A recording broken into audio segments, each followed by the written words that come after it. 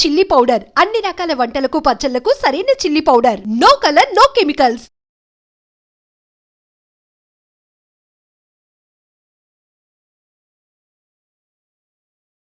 నమస్కారం, welcome to I dream. Dharma Margam with Vijitha కార్యక్రమానికి స్వాగతం. ప్రస్తుతం మనతో పాటు ఉన్నారు ప్రముఖ ఆధ్యాత్మికవేత్త, దత్తాత్రేయ ఉపాసకులు లతా బొట్ల గారు. ఇప్పుడు వారితో మాట్లాడి మరిన్ని విషయాలు తెలుసుకుందాం. అమ్మ నమస్తే. నమస్తే విజిత. అమ్మ, శ్రావణ మాసం ఆల్రెడీ ప్రారంభం అయిపోయింది. శ్రావణ మాసం అంటేనే మనం మిగతా దేవతలందరినీ ఆరాధించినప్పటికీ ఎక్కువగా లక్ష్మీ అమ్మవారి ఆరాధనపైనే అందరము కూడా శ్రద్ధ పెడుతూ ఉంటాం. మరి అమ్మవారిని ప్రసన్నం చేసుకోవాలి అని అంటే రకరకాల పూజలు, నోములు, వ్రతాలు చేస్తూ ఉంటాము. అందరికీ ఆచరించడం వీలు పడదు. కొంతమంది ఇవి అంటే ఆనవాయితీ ఉంటేనే చేయాలంటారు. కాబట్టి అలా కాకుండా సులభమైన పద్ధతిలో చేసుకోవడము, అమ్మవారిని ప్రసన్నం చేసుకోవడం అంటే స్తోత్రాలు. ఎటువంటి స్తోత్రాలు చేసుకుంటే ఈ మాసం అంతా అమ్మవారు అనుగ్రహం మన పైన ఉంటుంది, అమ్మవారిని మనం ప్రసన్నం చేసుకోవచ్చో వివరించండి. తప్పకుండా విజిత. ఎందుకంటే అందరికీ లక్ష్మీదేవి అవసరం. లక్ష్మీదేవి లేనిదే అసలు జీవితం లేనట్టు అయిపోయింది ఇప్పుడు కలియుగంలో. అంతే, అందరికీ ప్రతి ఒక్కరికి కూడా. పూర్వం ఏంటి అంటే డబ్బు కంటే ఎక్కువ విలువలు, దాంతోపాటు ఈ డబ్బు కాకుండా వస్తువు మార్పు ఉండేది. నేను నీకు ఇచ్చి పుచ్చుకోవటం, నేను నీకు ఇది ఇస్తే నువ్వు నాకు వస్తువు, నేను నీకు బియ్యం ఇస్తే నువ్వు నాకు కందిపప్పు, అలా ఉండేది. కొనుక్కునే విధానం తక్కువగా, డబ్బులు తక్కువ. అది పూర్వం. ఎప్పుడో మన పాస్ట్ అంటే మన జనరేషన్స్, మన తాత ముత్తాతలు, ఎర్లియర్ జనరేషన్స్, 3 తరాల కిందట. ఇప్పుడు మాత్రం డబ్బు చాలా అవసరం. డబ్బు లేనిదే జీవనం చాలా కష్టం. కనీస అవసరాలు కూడా తీరవు. చాలా మంది ఇప్పుడు గ్లోబల్ రెసిషన్ అనేది స్టార్ట్ అయిపోయి అందరికీ కూడా ఈ ఆర్థిక ఇబ్బందులు అనేవి మొదలైపోయాయి. సడన్ గా అకస్మాత్తుగా ఉద్యోగాలు పోవటం అన్ని కూడా. కానీ భగవంతుడు ఎప్పుడు కూడా మనకి ఏదో ఒక రూపంలో ఈ తిథి ఇలాంటి శుభ గడియల్ని, తిథుల్ని, మంచి రోజుల్ని చూపిస్తూనే ఉంటారు. అలా భగవంతుడు చూపించిన రోజుల్ని మనం వినియోగించుకోవాలి. అందులో ముఖ్యంగా పౌర్ణమి తిథి. అవును. అలాగే ఆ పౌర్ణమి తిథి రోజే వరలక్ష్మి వ్రతాలు చేసుకుంటాం శ్రావణ మాసంలో. శ్రావణ మాసంలో శ్రావణ సోమవారాలు, శ్రావణ మంగళవారాలు, శ్రావణ శుక్రవారాలు, శ్రావణ గురువారాలు, ప్రతిరోజు కూడా శనివారాలు విష్ణుమూర్తికి, శ్రావణ సోమవారము ఈశ్వరుడికి, మంగళవారము గౌరీదేవి పార్వతీదేవికి, ఇక బుధవారం వచ్చేసి మన షణ్ముఖుడికి చేస్తారు. అలాగే వినాయకుడికి కూడా చేస్తారు, విఘ్నాలు తొలగటానికి. అలాగే గురువారం గురుదేవుడికి అంటే అనఘాస్వామి, అనఘాలక్ష్మికి కూడా చేస్తాం. శుక్రవారం మహాలక్ష్మికి చేస్తాం. శనివారం విష్ణుమూర్తికి చేస్తాం. అవును. అంటే ప్రతిరోజు కూడా విశేషమైన రోజే. ప్రతిరోజు విశేషం, చాలా చాలా విశేషమైన రోజు అన్నమాట. అందుకనే ప్రత్యేకంగా ఎటువంటి స్తోత్రాలు పఠిస్తే మీకు లక్ష్మి అనుగ్రహం కలుగుతుంది, ఏ విధంగా మీరు స్తోత్ర పారాయణం చేసుకోవాలి, అలాగే ఎటువంటి దీపాలు పెడితే అమ్మవారి అనుగ్రహం లభిస్తుందో తెలియజేస్తాను. అలాగే అందులో ప్రతి ఒక్కరింటికి కూడా అమ్మవారు రావాలని కోరుకుంటారు. రావాలి అని అంటే ముందుగా వాళ్ళ ఇల్లు శుభ్రంగా ఉండాలి. శ్రావణ మాసంలో ఇంటి ముందు కూడా తప్పకుండా కల్లాపు జల్లి లక్ష్మీకరంగా ఉండేలాగా ముగ్గులు వేసుకోవాలి. అందమైన ముగ్గులు వేసుకోవాలి. గుమ్మాన్ని కూడా చాలా శుభ్రంగా ఉంచుకోవాలి. ఈ శ్రావణ మాసం అంతా కూడా నేతి దీపాన్ని గుమ్మాల దగ్గర వెలిగిస్తే కూడా చాలా మంచిది. మెయిన్ డోర్ దగ్గర గుమ్మం అలంకరణ చాలా ఇంపార్టెంట్ శ్రావణ మాసంలో. అంటే ప్రతిరోజున శుక్రవారం, మంగళవారం, శుక్రవారం, ముఖ్యంగా మంగళవారం, శుక్రవారం చేసుకుంటే చాలా మంచిది. గుమ్మానికి పసుపు రాసి వరిపిండితో ముగ్గులు వేసి, అలాగే మంచి లక్ష్మీ కుబేర ముగ్గులు ఉంటాయి, లక్ష్మీకరమైన ముగ్గులు ఉంటాయి, చుక్కల ముగ్గులు ఉంటాయి, అలాంటివి కూడా వేసుకోవచ్చు. సాయంత్రం పూట దీపం, ఆవునేతి దీపం సాయంత్రం పూట తమలపాకు వేసి, రాళ్ళు ఉప్పు వేసి, దాని మీద మట్టి ప్రమిద పెట్టి ఆవునేతి దీపాన్ని వెలిగించాలి. ఓకే. అంటే లక్ష్మీదేవిని స్వాగతిస్తున్నట్టు. దీన్ని లక్ష్మీ దీపం అనొచ్చా? లక్ష్మీదేవిని స్వాగతించడానికి. గృహ లక్ష్మి అంటాం కదా, అలాగా గృహంలోకి లక్ష్మీదేవిని ఆహ్వానించడం కోసం. అలాగే అక్కడ ధూపం పెడితే కూడా చాలా మంచిది. గుమ్మాల దగ్గర మనకి ఇప్పుడు కప్స్ రూపంలో ధూప్ స్టిక్స్ దొరుకుతున్నాయి, అలా ఆ ధూపాలని కూడా అక్కడ వేయాలి. అలాగే దేవుడి గదిలో కూడా సాయంత్రం పూట, ఉదయం కూడా తప్పకుండా ధూపం వెలిగిస్తే చాలా మంచిది. ప్రతిరోజు వెలిగిస్తే మంచిది శ్రావణ మాసం, లేదా కుదరని వాళ్ళ మంగళవారాలు, శుక్రవారాలు వెలిగించుకుంటే చాలా మంచిది. ఓకే. అలాగే అమ్మవారి దగ్గర శుభ్రం చేసుకొని ప్రతిరోజు కూడా దీపం పెట్టుకుంటే దీపం పెట్టుకొని నేను ఏవైతే మంత్రాలు చెప్తానో ఆ మంత్రాలు గనక పఠిస్తే తప్పకుండా లక్ష్మీదేవి మీ ఇంటికి వస్తుంది, లక్ష్మీదేవి వరిస్తుంది. అది. మరి ఆ మంత్రాలు ఏంటో చూద్దామమ్మా. తప్పకుండా ఆ మంత్రాలను చెప్తాను. అన్నీ కూడా సులభతరంగా చేసుకునే మంత్రాలే ఉంటాయి. ఓం హ్రీం శ్రీం క్రీం, ఓం హ్రీం శ్రీం క్రీం శ్రీం కుబేరాయ అష్టలక్ష్మి మమ గృహే ధనం పూరయ పూరయ స్వాహ. ఇది ఒక మంత్రం. మరొకసారి అందరూ చెప్తాను. లక్ష్మీదేవులు వస్తున్నారు ఇక్కడ ఈ అష్టలక్ష్మిని మంత్రంలో. కూడా మన అష్టలక్ష్ములు. ఇంటికి ఆహ్వానిస్తున్నాం. ఉమ్, ఓం హ్రీం శ్రీం క్రీం శ్రీం కుబేరాయ అష్టలక్ష్మి మమ గృహే ధనం పూరయ పూరయ స్వాహ. ఉమ్, అష్టలక్ష్మిని కూడా మన ఇంటికి ఆహ్వానిస్తున్నట్టు అనమాట. ఓకే. ఇది ఒక మంత్రం. ఇది ప్రతిరోజు మీరు ఎన్నిసార్లు వీలైతే 21 సార్లు కానీ 54 సార్లు కానీ 108 సార్లు కానీ పఠించుకోవచ్చు, వీలుని బట్టి.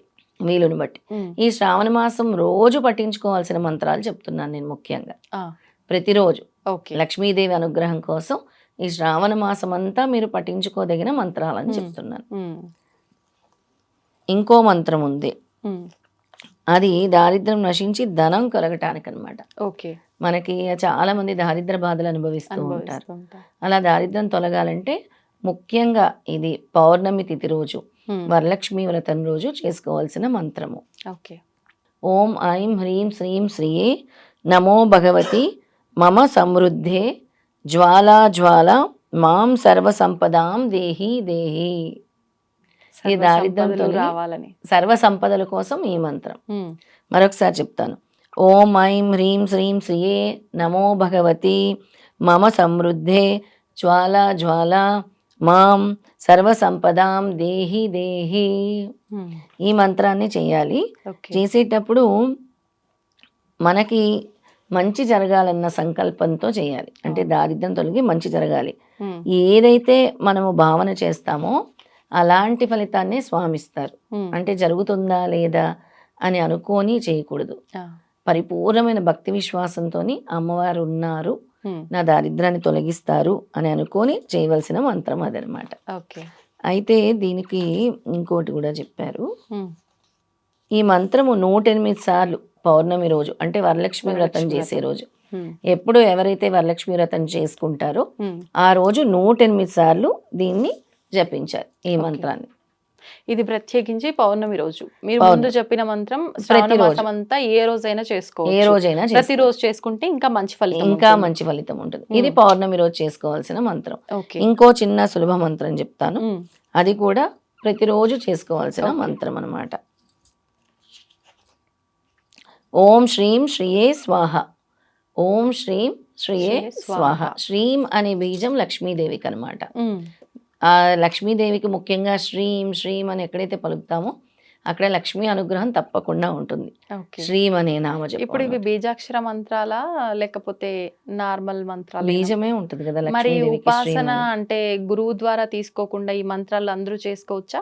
వరలక్ష్మి వ్రతం రోజు అందరూ అందరూ చేసుకుంటారు చేసుకోవచ్చు. శ్రీం మంత్రం. ఉమ్, ఎందుకంటే శ్రీం అనే పలుకుతారు. ఓం శ్రీం మహాలక్ష్మి అవును. నమః అవును. అనే పలుకుతారు. ప్రతి నామానికి ముందర శ్రీం యాడ్ అనే చేస్తూ ఉంటుంది. ఉంటాం. శ్రీం అవును. శ్రీం అనే ఉంటుంది. ఉమ్, అందుకే శ్రీం అనేది లక్ష్మీదేవికి కాబట్టి బీజమంత్రం తప్పకుండా శ్రీం. చేసుకోవచ్చు.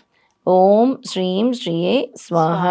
అది 108 నుంచి 1008 వరకు చేసుకోవచ్చు. ఓ, అంటే ఎక్కువ మీకు తొందరగా ధనలక్ష్మి అనుగ్రహం కావాలి, ఆ, మాకు మేము ఈ బాధలు తట్టుకోలేకపోతున్నాము అదే. అనుకునే వాళ్ళందరూ ఈ 3 మంత్రాలు కూడా చక్కగా చేసుకోవచ్చు. ఉమ్, లేదు ప్రతిరోజు చేసుకోలేని వాళ్ళు ప్రతి గురువారం శుక్రవారం చేసుకోవచ్చు. 2 రోజులు కూడా. ఉమ్, ఇప్పుడు మంగళవారం అంటే గురువారం శుక్రవారం 3 రోజులు కూడా చేసుకోవచ్చు. శుచి శుభ్రతతో ఉండి చేసుకుంటే పర్వాలేదా? ఇంకా ఏమైనా ఎక్స్ట్రా నియమాలు పాటించాల్సి ఉంటుందా? మెయిన్గా అమ్మవారికి కావాల్సిన శుచి శుభ్రత. ఉమ్, చాలా మంది మన వాష్రూమ్ శుభ్రంగా ఉండవు, ఉమ్, దానివల్ల కూడా లక్ష్మీదేవి బ్లాకేజ్ ఉంటుంది మనకి. అవునా? చాలా మందికి ఆ ఉమ్, వాష్రూమ్స్ ఎప్పుడైతే శుభ్రంగా ఉండవో, ఎప్పుడైతే పక్క బట్టలు శుభ్రంగా ఉండవో, మనం ఉమ్, పడుకునే పక్క బట్టలు పరిశుభ్రంగా ఉండవో, ఉమ్, దానివల్ల కూడా బ్లాకేజెస్ ఉంటాయి ధనలక్ష్మి ఓ, విషయంలో. ఓకే. చాలా మంది తడి టవళ్ళు ఆరేయకుండా పడేస్తూ ఉంటారు, అవును. దానివల్ల కూడా వాసన వచ్చేస్తూ ఉంటాయి బట్టలు. అందుకే మనం పడుకునే పక్క బట్టలు చాలా శుచిగా శుభ్రంగా ఉండాలి. ఉమ్, మనం ఎక్కడైతే వెళ్తామో ఆ వాష్రూమ్స్ కూడా చాలా శుభ్రంగా ఉండాలి, ఉమ్. ఇల్లు కూడా శుభ్రంగా ఉండాలి. దానివల్లే లక్ష్మీదేవి అనుగ్రహం ఉంటుందన్నమాట. ఓకే. అలాగే మనం ఉంటున్న ఇంట్లో కూడా గాలి వెలుతురు చక్కగా ఉండాలి, ఉండాలి. అప్పుడు లక్ష్మీదేవి తప్పకుండా ఉంటుంది. ఉమ్. ఇంకా అమ్మవారి అనుగ్రహం కావాలి అని అంటే ఈ గురువారాలు శుక్రవారాలు తమలపాకు మీద తేనె వేసి అమ్మవారికి నైవేద్యంగా పెట్టి ఉమ్. తర్వాత తీసి చీమలకు వేయటం వల్ల కూడా ధనాదాయం పెరుగుతుంది. ఓ, అంటే ప్రత్యేకించి శ్రావణ మాసంలో. శ్రావణ మాసంలో శుక్రవారాలు తమలపాకు మీద తేనె వేసి చీమలకు ఆహారంగా వేస్తే ధనదాయం పెరుగుతుందన్నమాట. అలాగే Okay. అమ్మవారికి చిన్న వెండి గిన్నెలో తేనె నైవేద్యంగా పెట్టి దాన్ని తర్వాత మనం ప్రసాదంగా స్వీకరించినా కూడా ధనాదాయం పెరుగుతుంది, అమ్మవారి అనుగ్రహం కలుగుతుంది. ఇప్పుడు తేనెకి అమ్మవారికి ఏదైనా సంబంధం ఉందమ్మా? తేనెలోనే కదా, క్షీరంలోనే అమ్మవారు ఉంటారు, క్షీరసాగర మదనం అంటాం కదా, అందులో నుంచి అమ్మవారు వచ్చారు కాబట్టి తేనె అంటే అమ్మవారికి చాలా ప్రీతి. అందుకే తేనె గాని, కమలం పువ్వు గాని, అలాగే దానిమ్మ పండు గాని ఇవన్నీ అమ్మవారికి చాలా ఇష్టం అన్నమాట. క్షీర అన్నం గాని ఇవన్నీ కూడా అమ్మవారికి పెట్టే నైవేద్యాలు. అలాగే కాచిన పాలు పెట్టిన ఇవన్నీ మా దగ్గర లేవంటే కాచిన పాలల్లో కొంచెం పటిక పంచదార వేసి పెట్టినా కూడా అమ్మవారి అనుగ్రహం చక్కగా ఉంటుంది. ఓకే, అంటే మనకు అన్ని రకాల ఆప్షన్స్ కూడా ఇచ్చారు ఈ పూజా విధానంలో. స్తోమతను బట్టి వాళ్ళు చేసుకోవచ్చు, ఎవరి స్తోమత బట్టి వాళ్ళు. ఇప్పుడు స్వామి అడిగేది, అమ్మవారు గాని అయ్యవారు గాని అడిగేది అనంతమైన భక్తి. వాళ్ళు మనకి ఈ విధంగా హంగులు ఆర్భాటాలు చేయమని మాత్రం చెప్పలేదు. నువ్వు ఇంత డెకరేషన్ చేస్తే నేను వచ్చి నేను అనుగ్రహిస్తానని అమ్మవారు చెప్పలేదు. నువ్వు ఎంత భక్తితో నన్ను ఆరాధిస్తావో, ఎంత భక్తితో నన్ను పిలుస్తావో, ఎంత భక్తితో నా నామజపాన్ని చేస్తావో అప్పుడు నేను నీతోనే ఉంటానని అమ్మవారు చెప్పారు. సంతోషం అమ్మా, ధన్యవాదాలు. నమస్కారం.